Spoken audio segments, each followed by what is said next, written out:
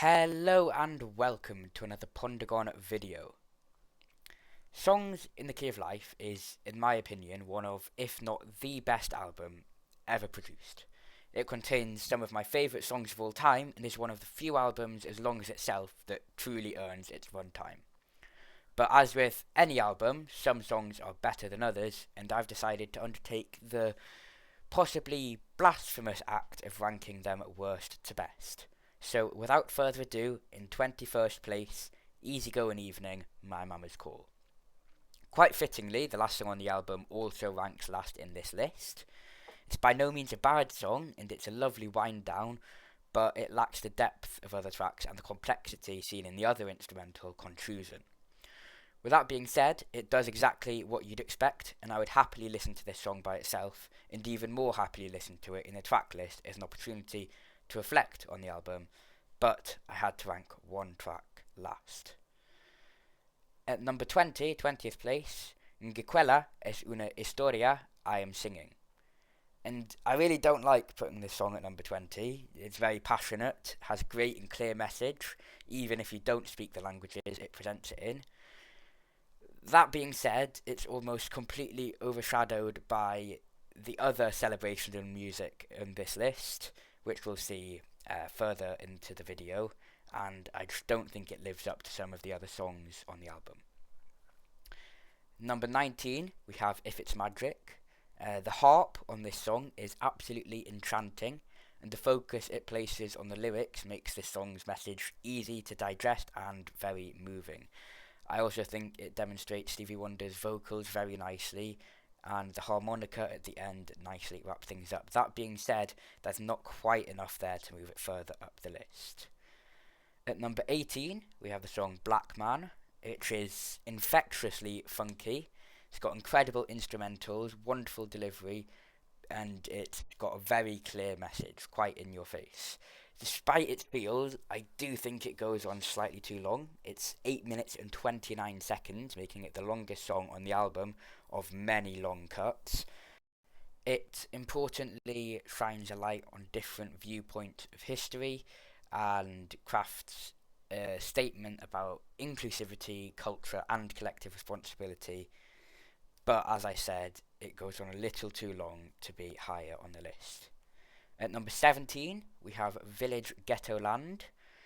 One of the most lyrically provoking songs for me, got very clear and quite unpleasant images of poverty, inner city poverty, which are juxtaposed with the bright string synth backing track and the generally happy musical feel, which creates a quite English literary juxtaposition.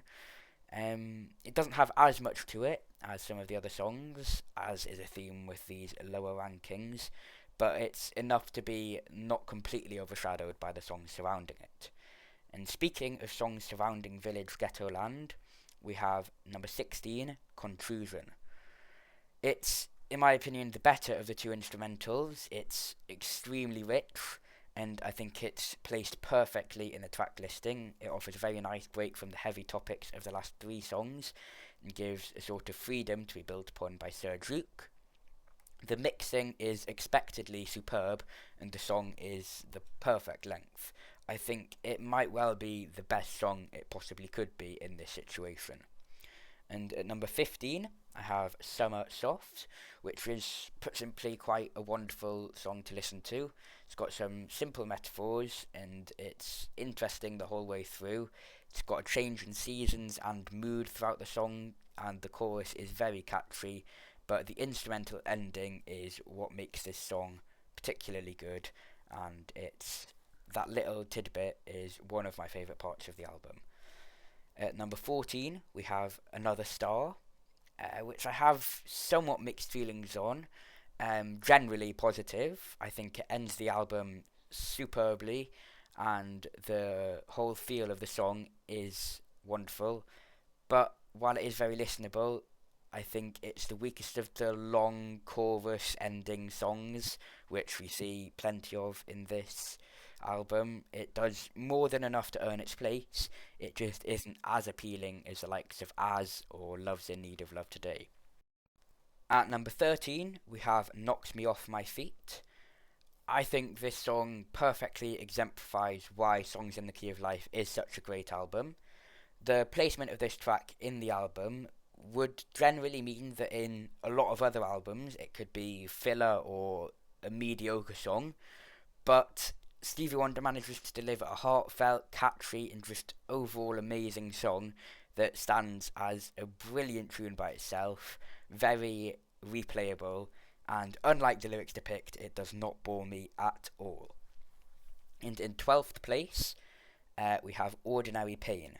And if it didn't have its second half, it might rank among the likes of If It's Magic, but the transition from a somewhat sad and simple tune to one of the funkiest sounds known to mankind, as well as the following superb performance from Shirley Brewer, who I had never heard of prior to this song, makes it more than worth its spot.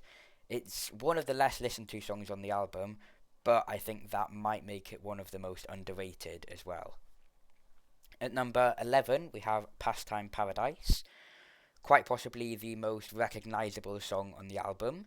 It's the backbone for what is likely the most mainstream gangster song of all time, Gangsta's Paradise. And unsurprisingly, Pastime Paradise is also a great track. It has so many elements working for it. And the massive words ending Asian, which at first could seem jarring, somehow crafts quite a clear narrative and mood, and it tackles issues in an impressively efficient manner. At number 10, breaking the top 10 here, we have Saturn, which is in the latter part of the album, the final part, called A Little Something Extra, I believe, which is not in the original album. It's got some space imagery, very distinctive piano, and I think maybe an anti-war message.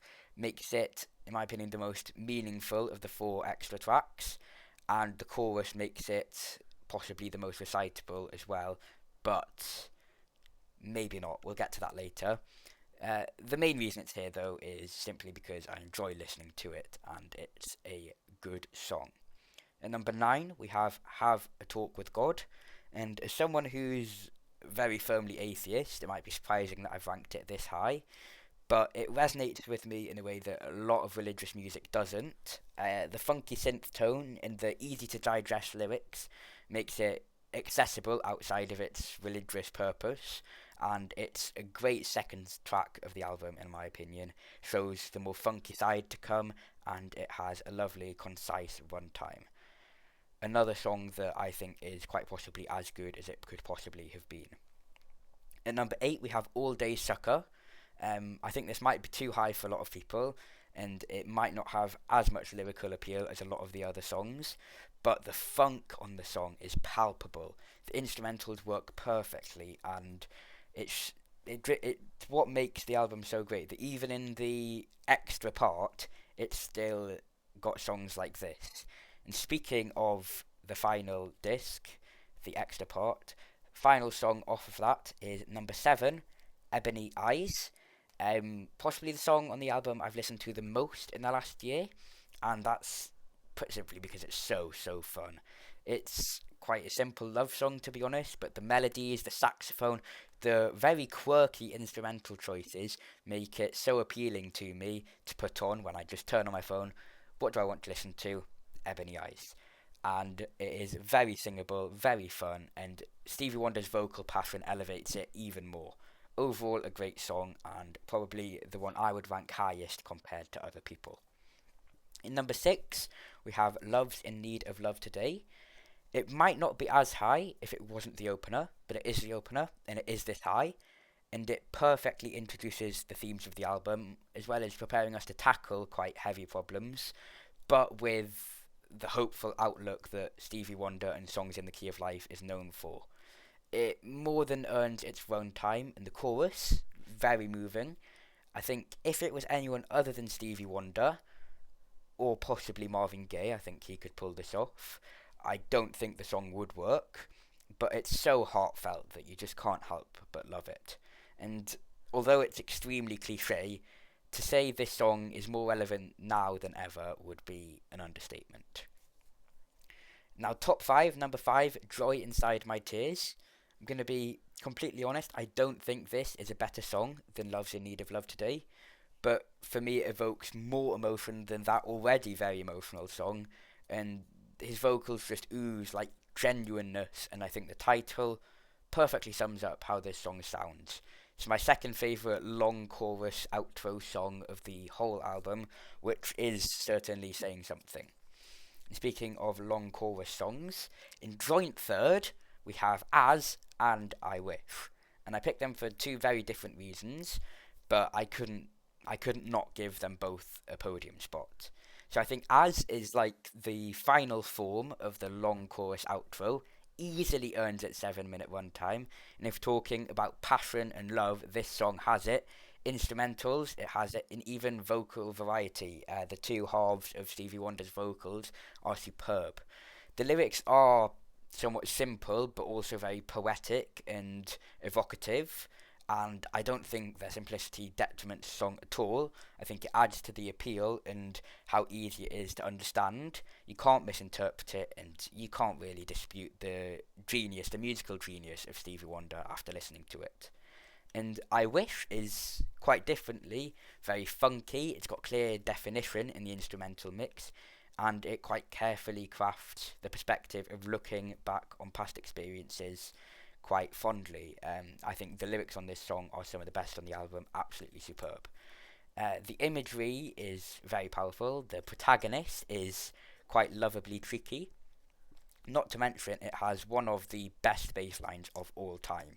It's unskippable, and in the words of MC Hammer, if you can't groove to this, then you probably are dead. At number two, second place, we have Sir Duke.